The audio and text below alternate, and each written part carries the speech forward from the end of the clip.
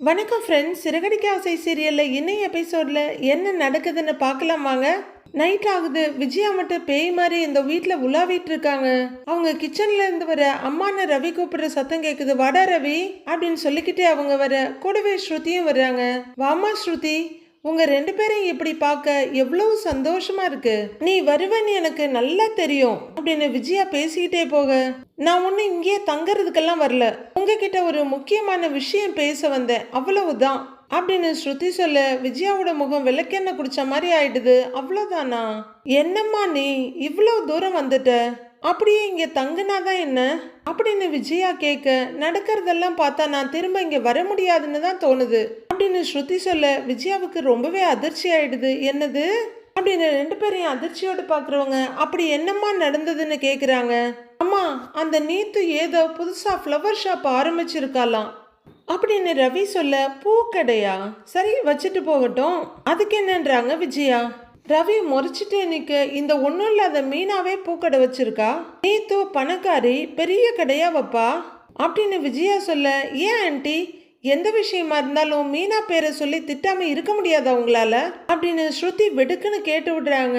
இப்ப நாங்க மீனாவை பத்தி எல்லாம் பேச வரல, நீத்து வேணும்னே நம்ம ஃபேமிலிக்கு ஆப்போசிட்டா பூக்கடை ஆரம்பிச்சிருக்கா அப்படின்னு ஸ்ருதி சொல்ல, அவ ஆரம்பிச்சுட்டு போகட்டுமா, பூக்கடை ஒன்று நம்ம குடும்ப வியாபாரம் இல்லையே ஸ்ருதி, பூக்கடை வச்சிருக்கிறவன் நம்ம வீட்டுக்கு வந்துட்டா அப்படின்னு விஜயா சொல்லிட்டு இருக்க. டென்ஷன் ஆகுற ரவி, அண்ணிய பத்தி பேசுறத விடுங்கம்மா, இப்ப நீத்து பூக்கடை வைக்கிறதுல எங்களுக்கும் எந்த பிரச்சனையும் இல்ல, ஆனா அவ அந்த கடைக்கு ஏன் பேரை வச்சிருக்காமா, அது எனக்கு பிடிக்கல அப்படின்னு ரவி கோவமா சொல்ல, ரவிங்கிறது நல்ல பேர் தானேடா, சூரியன் அர்த்தங்கிறாங்க விஜயா. அம்மா, புரிஞ்சு பேசுறீங்களா, புரியாம முட்டாள் மாதிரி பேசுறீங்களா அப்படிங்கிற மாதிரி ரவி அழுத்தமான பார்வை பார்க்க, புரியுது, அவ இதுக்கு உன் பேர்ல கடை வச்சிருக்கா, இன்னும் அவளுக்கு பைத்தியம் தெரியலையா அப்படின்னு விஜயா கேட்க, இப்ப அது கூட விஷயம் இல்லம்மா, அவ பூக்கடைக்கு யார் பூ சப்ளை பண்றா தெரியுமா அப்படின்னு ரவி கேட்க, யாருன்னு விஜயா கேக்குறாங்க. உங்க ஃப்ரெண்டு சிந்தாமணி தான் அப்படின்னு ஸ்ருதி எரிச்சலோட சொல்ல, சிந்தாமணியா அப்படின்னு திகச்சு போய் கேக்குறாங்க விஜயா.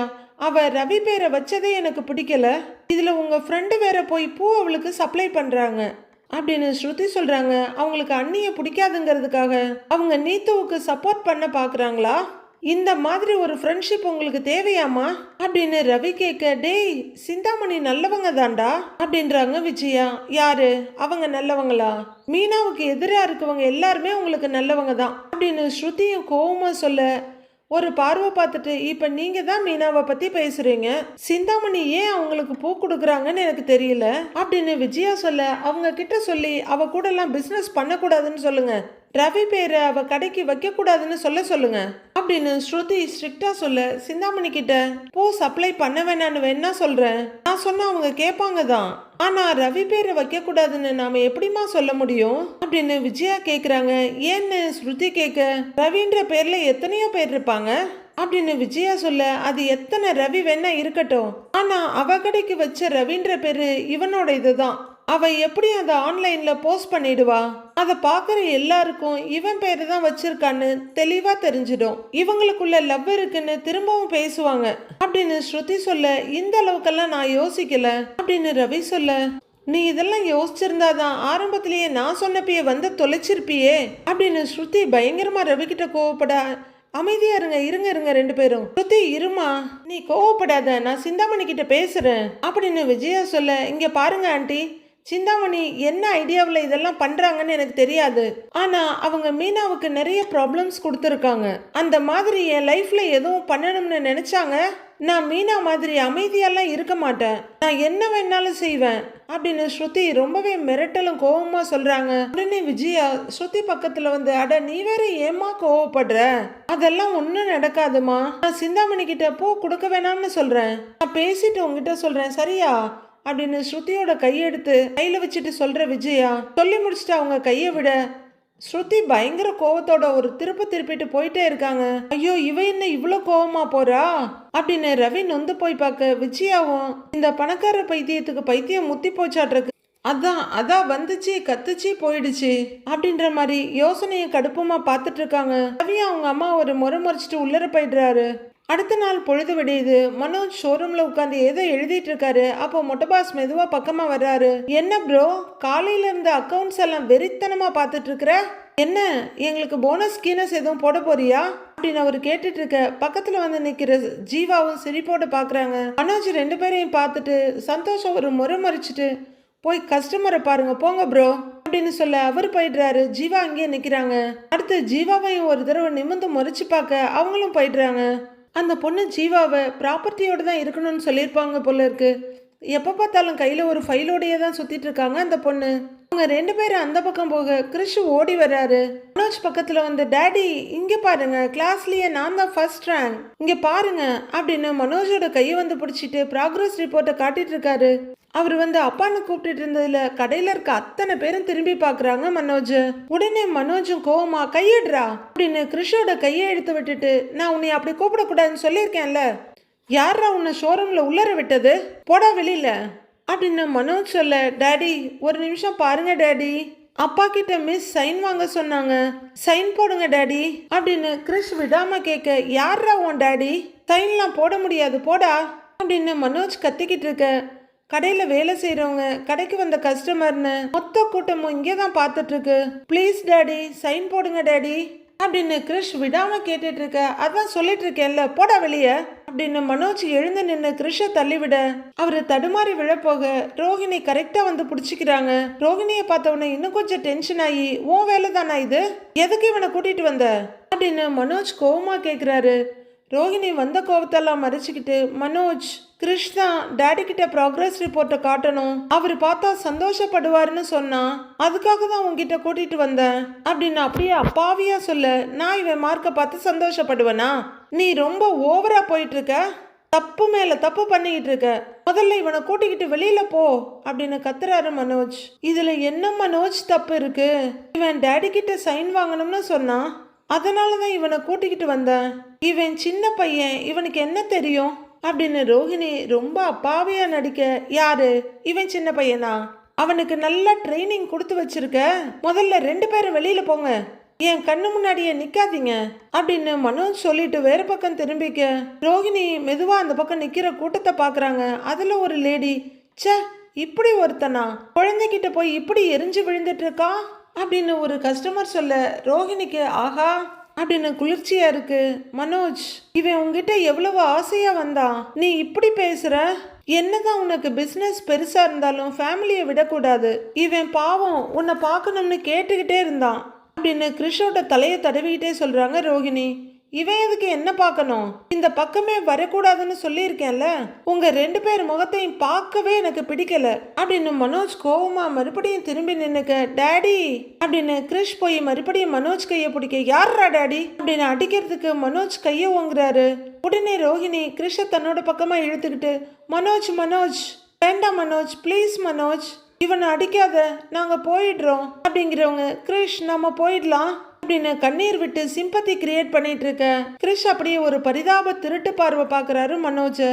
டாடிக்கே நம்மள பிடிக்காதப்போ நாம ஏன் இங்கே இருக்கணும், நம்ம மேல அவருக்கு பாசமே இல்லை, எப்பவும் பிசினஸ் தான் முக்கியம், நாம போலாண்டா அப்படின்னு வாயில வடை சுட்டுக்கிட்டு கண்ணுல கண்ணீரை விட்டுட்டு நிக்கிறாங்க ரோகிணி. ஆனா அங்க இருந்த நகர்ந்த பாடில்ல. இதை பாக்குற சந்தோஷ், ரைட்டு புதுசா ஏதோ பிளான் போட்டிருக்கா அப்படின்னு தலையை ஆட்டிட்டு இருக்க மனோஜ் ஒரு நிமிஷம் இவங்களை வெறுப்பா பார்த்துட்டு திரும்புறவர் அங்க பார்க்க கடையில வேலை செய்யறவங்க, கஸ்டமர்ஸ் அப்படின்னு எல்லாரும் நின்று இங்கேயே தான் பார்த்துட்டு இருக்காங்க. ரோஹிணியை அழுதுகிட்டு மனோஜை அங்க இருக்க கஸ்டமர்ஸையும் மாத்தி மாத்தி பார்த்துட்டு இருக்காங்க.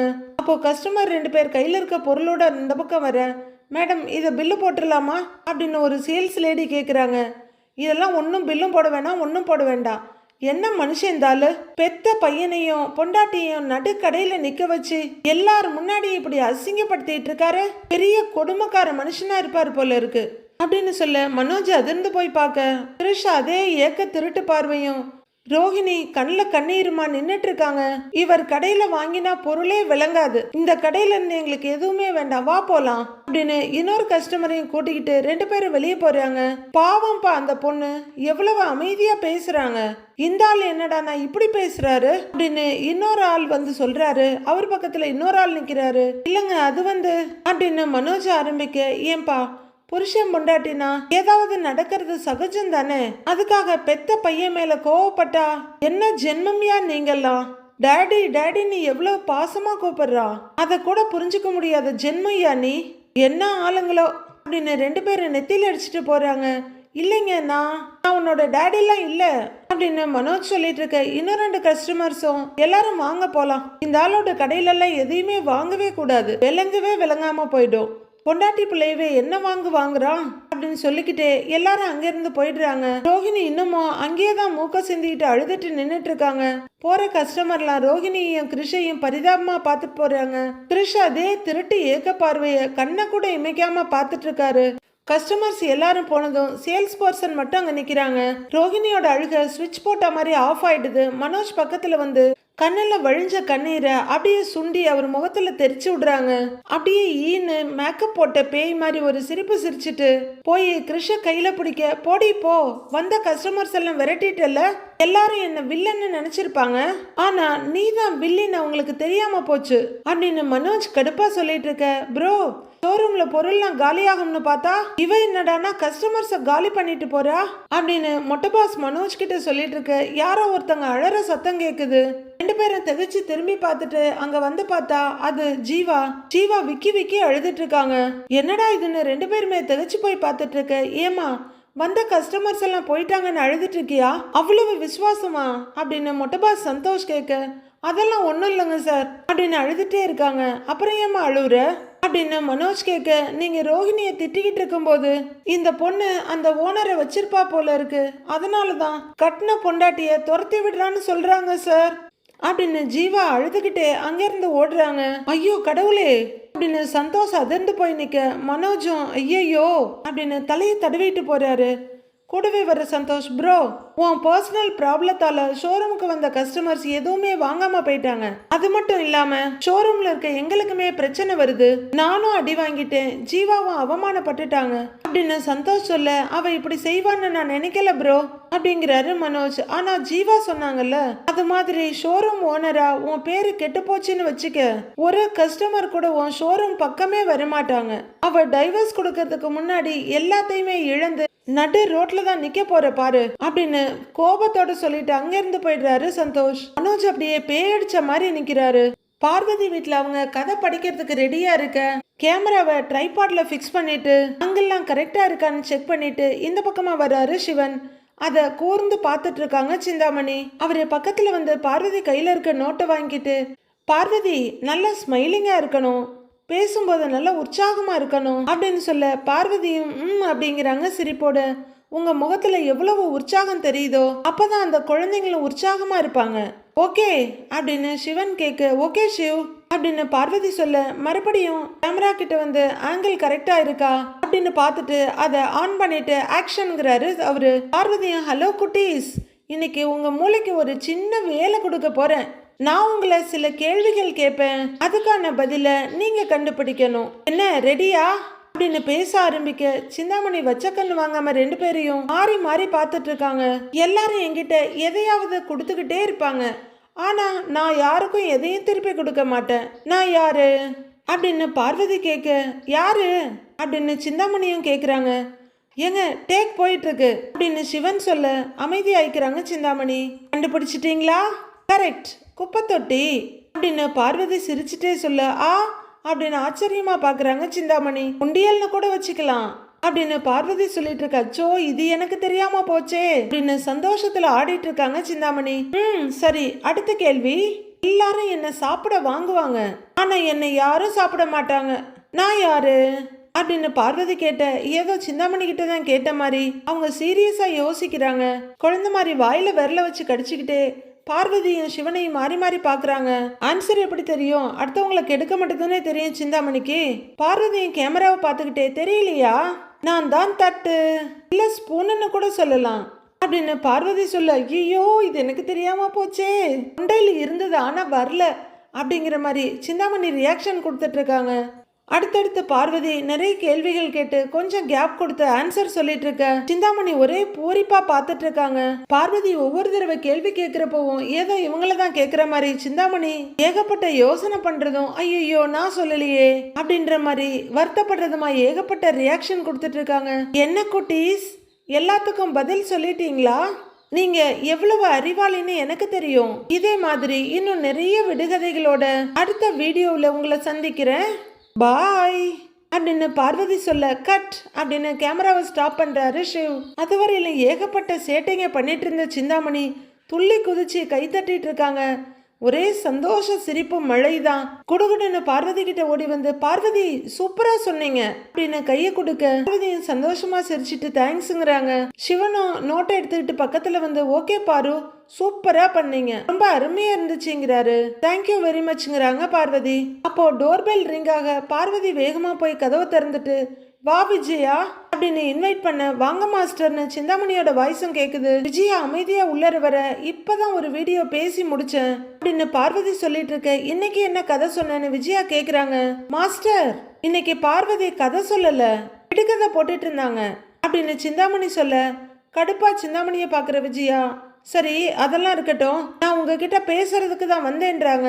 என்ன மாஸ்டர் சொல்லுங்க அப்படின்னு சிந்தாமணி கேட்க நீங்க இப்படி பண்ணுவீங்கன்னு நான் நினைக்கவே இல்லை சிந்தாமணி, நான் உங்க மேல கோவமா இருக்கேன் அப்படின்னு சொல்லிட்டு விஜயா அந்த பக்கம் போக கூடவே பார்வதியும் போறாங்க.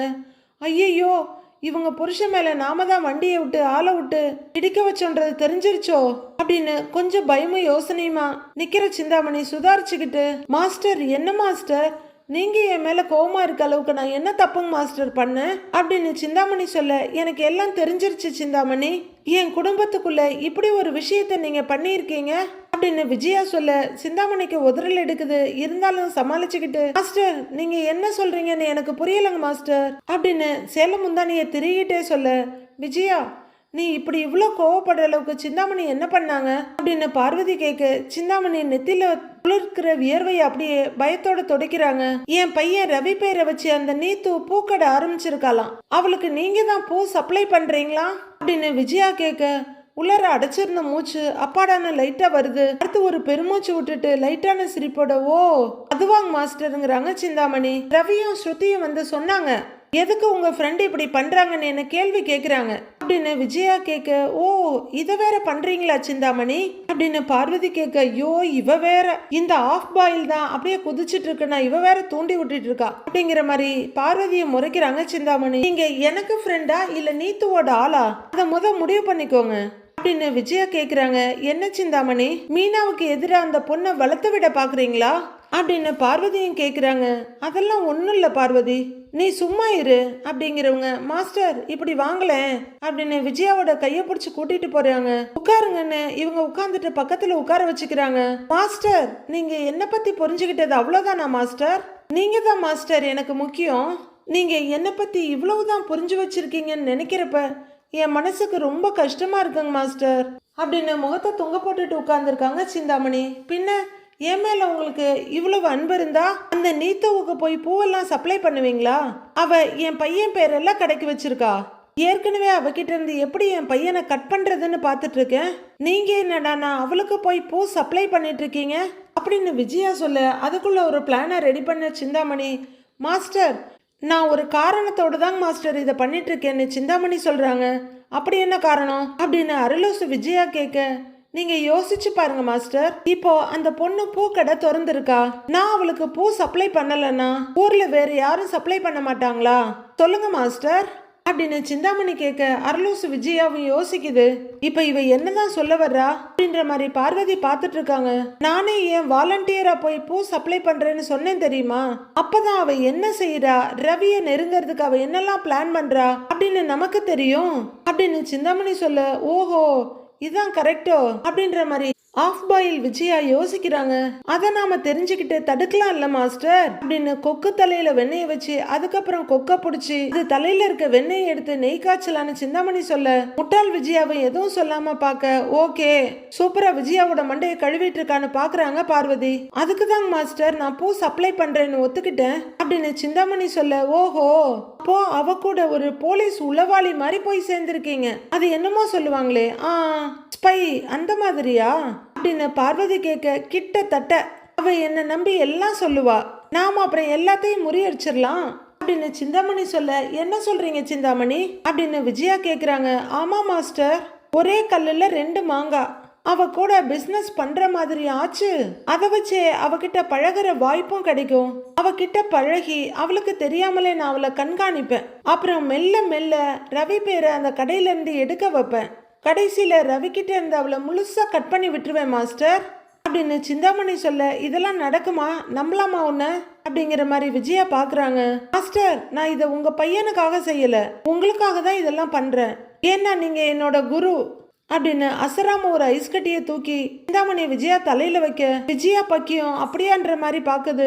உங்க பையனுக்கு எந்த கெடுதலும் நடக்க நான் விட மாட்டேன். நீ தூக்கிட்டு இருந்து உங்க பையனுக்கு விடுதலை கிடைக்கிறதுக்காக தான் நான் இதெல்லாம் பண்றேங்க மாஸ்டர் அப்படின்னு சிந்தாமணி சொல்ல, ஓ அப்படியாங்கிற மாதிரி விஜயா பார்க்க, அப்பாடா நல்லபடியா சமாளிச்சிட்டோம் இந்த அரலூச, முட்டாள் முழுசா நம்பிடுச்சு அப்படின்ற மாதிரி ஒரு பெருமூச்சு விட்டுட்டு, இதாங்க மாஸ்டர் நான் உங்க மேல வச்சிருக்க குரு பக்தி அப்படின்றாங்க சிந்தாமணி. அப்படியா, இதை நீங்க முன்னாடியே சொல்லியிருக்கலாம்ல, நீங்க எனக்கு நல்லது தானே பண்றீங்க அப்படின்னு விஜயா கேட்க, மாஸ்டர் நான் சொல்றதுக்குள்ள நீங்களே தெரிஞ்சுக்கிட்டீங்க மாஸ்டர் அப்படின்றாங்க சிந்தாமணி. சரி, அப்ப நான் இந்த விஷயத்த ரவிக்கிட்டையும் ஸ்ருதிக்கிட்டையும் சொல்லிடுறேன்னு விஜயா சொல்ல, ஆஹா மாஸ்டர் இப்ப சொல்லாதீங்க, இப்ப சொன்னா நம்ம பிளான் எல்லாம் சொதப்பிடும். நான் இன்னைக்கு உங்ககிட்ட சொன்ன மாதிரி எல்லாம் முடியட்டும், அதுக்கப்புறம் உங்ககிட்ட சொல்லிக்கலாம். அது வரைக்கும் நீங்க யார்கிட்டையும் சொல்ல வேணாங்க மாஸ்டர் அப்படின்னு சிந்தாமணி சொல்ல, முழு முட்டாள் விஜயா, சிந்தாமணி நீங்க எனக்காக இவ்வளோ யோசிப்பீங்கன்னு நான் நினைக்கவே இல்லை. சரி, அப்ப நீங்களே அவளுக்கு பூ சப்ளை பண்ணுங்க அப்படின்னு திருப்தியோட சொல்ல, உடனே சிந்தாமணி சின்ன குழந்தை மாதிரி சிரிச்சுக்கிட்டு, தேங்க்ஸ் மாஸ்டர், ரொம்ப தேங்க்ஸ் அப்படின்னு சிரிக்க, பார்த்துட்டு இருக்க பார்வதி 2 பேரும் சரியான கில்லாடிங்க. இது எங்க போய் முடிய போகுதோ, எப்படியோ தொலைஞ்சு போங்கன்ற மாதிரி பாக்குறாங்க. முத்து டிரால இருந்து ஏதோ எடுத்துட்டு இருக்க ரவியும் ஸ்ருதியும் வேகமா வீட்டுக்குள்ள வர்றாங்க. நிமிர்ற முத்து இவங்களை பார்த்துட்டு, வாங்க 2 பேரும் ஜோடியா வர்றீங்களேன்னு ஆச்சரியமா கேக்குறாரு. நான் ஆன்டி கிட்ட பேசிட்டு போலான்னு தான் வந்தேங்கிறாங்க ஸ்ருதி. உஷாராதான் இருக்க பலக்குரல், வாங்க வாங்க அப்படின்னு சொல்ல, ஸ்ருதியும் ரவியும் அண்ணாமலையும் விஜயாவும் உட்கார்ந்துருக்க சோஃபா கிட்ட வர்றாங்க. இப்படி அடிக்கடி வந்துட்டு போறதுக்கு மொத்தமாவே வந்துடலாம் இல்லம்மான்னு கேக்குறாரு அண்ணாமலை. எனக்கு வர்றதுல எந்த பிரச்சனையும் இல்ல அங்கிள், ஆனா அதுக்கு நான் சொன்னது நடக்கணுங்கிறாங்க ஸ்ருதி. எது, அந்த நீத்து பொண்ணு உங்ககிட்ட மன்னிப்பு கேக்குறது தானே, அது நடக்காது. இப்பதான் பூக்கடெல்லாம் ஆரம்பிச்சிருக்காமே, அதுவும் ரவி பேர்ல அப்படின்னு முத்து சொல்ல, அண்ணாமலை அப்படியே நிமிர்ந்து உட்கார்றாரு. என்னடா சொல்ற, ரவி பேர்லையானவர் கேட்க, ஆமாப்பா நீத்து தேவையில்லாத வேலையெல்லாம் பண்ணிட்டு இருக்கிறா, என் பேர்ல ஒரு ஃப்ளவர் ஷாப் ஆரம்பிச்சிருக்காப்பா அப்படின்னு ரவி சொல்ல, அங்கிள் அந்த நீத்துவோட பூக்கடைக்கு பூ சப்ளை பண்றது ஆன்டியோட ஃப்ரெண்டு சிந்தாமணி தான் அப்படின்னு ஸ்ருதி சொல்ல, விஜயாவை அதிர்ச்சியா ஒரு பார்வை பார்க்குறாரு அண்ணாமலை. ஆமாப்பா, மீனாவும் சொன்னா, அம்மாவோட ஃப்ரெண்டு எப்படி இருக்காங்க பாத்தியாப்பா, அந்த பொண்ணு ரவியோட வாழ்க்கைய பந்த ஆடிக்கிட்டு இருக்குது, அவளுக்கு இந்த அம்மா போய் பூ சப்ளை பண்ணிட்டு இருக்காங்க அப்படின்னு முத்து சொல்ல, அண்ணாமலை கொஞ்சம் கோவமா, என்ன இதெல்லாம் அப்படின்னு கேட்க, ஸ்ருதி சொல்லிதாங்க எனக்கே தெரியும் அப்படிங்கிறாங்க விஜயா. ஆன்டி அவங்கள பூ சப்ளை எல்லாம் பண்ணக்கூடாதுன்னு சொல்லிட்டீங்களா இல்லையா அப்படின்னு ஸ்ருதி கேட்க, அம்மா கடைக்கு என் பேர் வைக்க வேணாம்னு சொல்ல சொன்னீங்களா இல்லையா, நீங்க சொன்னாதானே அவங்க கேட்பாங்க, என்ன நீங்க தானே அவங்களுக்கு குரு அப்படின்னு ரவி சொல்ல, ஒரு மாதிரி கசப்பா பார்த்துட்டு நிக்கிறாரு முத்து. நான் பேசிட்டேன்டா, சிந்தாமணி எந்த தப்பான எண்ணத்தோடையும் பண்ணல, ஒரு நல்ல எண்ணத்தோட தான் பண்றாங்கன்னு விஜயா முட்டு கொடுக்க, ஓ அப்படி என்ன நல்ல எண்ணம் அப்படின்னு முத்து கேட்க, அதுன்னு விஜயா ஆரம்பிக்கிறாங்க. அதுக்குள்ள அண்ணாமலை, விஜயா சிந்தாமணிய பத்தி எல்லாத்துக்கும் தெரியும், மீனாவுக்கு நிறைய தொந்தரவு கொடுத்துருக்கா, அவ என்ன நல்ல எண்ணத்திலேயா பண்ணியிருக்க போறா அப்படின்னு அண்ணாமலை கேட்க, நான் அவங்க கிட்ட பேசிட்டேங்க, பிசினஸ்க்காக பண்றாங்க அவ்வளவுதான் அப்படின்னு விஜயா சொல்ல, ஏன் ஆன்டி இவளை விட்டா அவங்களுக்கு பிசினஸ் பண்றதுக்கு வேற ஆளே இல்லையா அப்படின்னு ஸ்ருதி கேட்க, அது இல்லம்மா, இப்ப அவங்க என்ன சொல்றாங்கன்னா, நான் பூ சப்ளை பண்ணலன்னா வேற யாராவது பண்ணதான் போறாங்க, சிந்தாமணி இதை பிசினஸா மட்டும் பண்ணல, நமக்கு உதவியா தான் பண்றாங்க அப்படின்னு விஜயா சொல்ல, இதுல என்ன உதவி வேண்டி கிடக்கு அப்படிங்கிற மாதிரி ஸ்ருதி குழப்பமா பாக்குறாங்க. இதுல நமக்கு என்னமா உதவின்னு ரவி கேட்டுடுறாரு. அது இல்லடா, அந்த நீத்து பொண்ணு ஒரு லூசு, எப்ப எப்படி இருப்பானே தெரியல, அவ என்ன திட்டம் போடுவான்னு தெரியல, இப்ப சிந்தாமணி அவ கூட பிசினஸ் பண்ணா அவ என்ன திட்டம் போடுறான்னு தெரிஞ்சுக்க வசதியா இருக்கும்னு சொல்றாங்க அப்படின்னு விஜயா சொல்ல, ஓ உளவாளி வேலை பார்க்க போறாங்களா?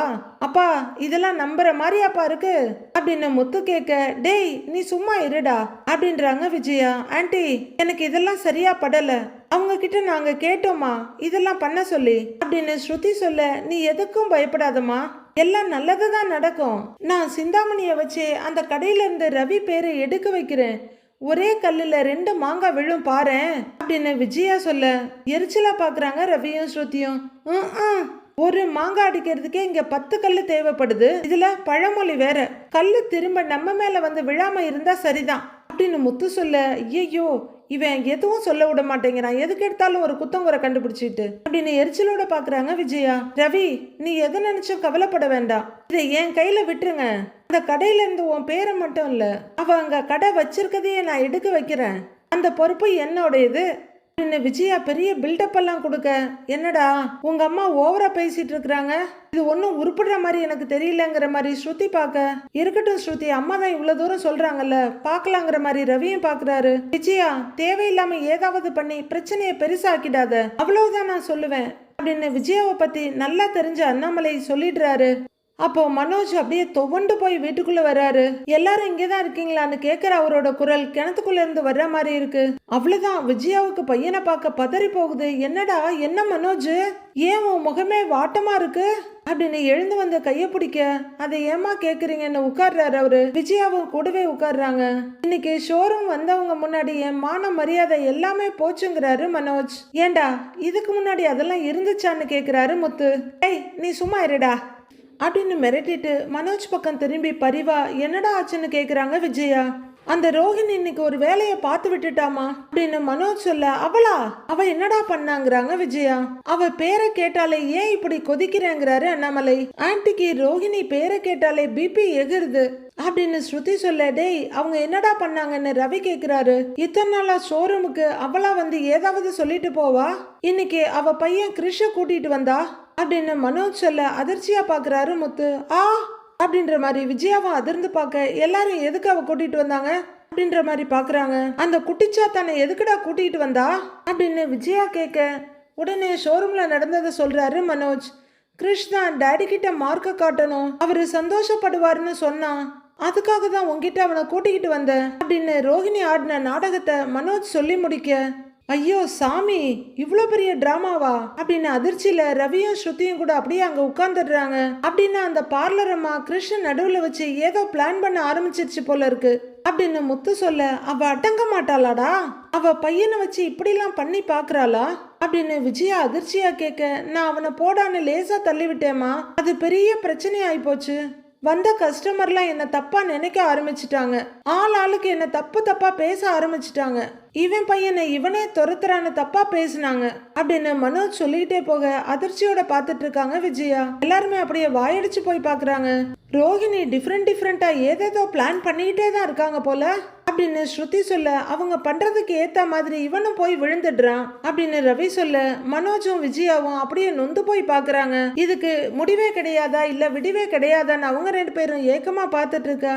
நமக்கும் அதே தான் தோணுது, சீக்கிரமா ஒன்னு டிவோர்ஸ கொடுத்து தொலைங்க, இல்லையா மனோஜ் அந்த ரோஹிணி கூட துரத்தி விடுங்க, அதை விட்டுட்டு இப்படியே இந்த டிராமாவை இழுத்துக்கிட்டே இருக்காதீங்கன்னு தான் நமக்கும் சொல்ல தோணுது. அடுத்து என்னதான் நடக்க போகுதுன்னு வர எபிசோட்ல பார்க்கலாம் ஃப்ரெண்ட்ஸ்.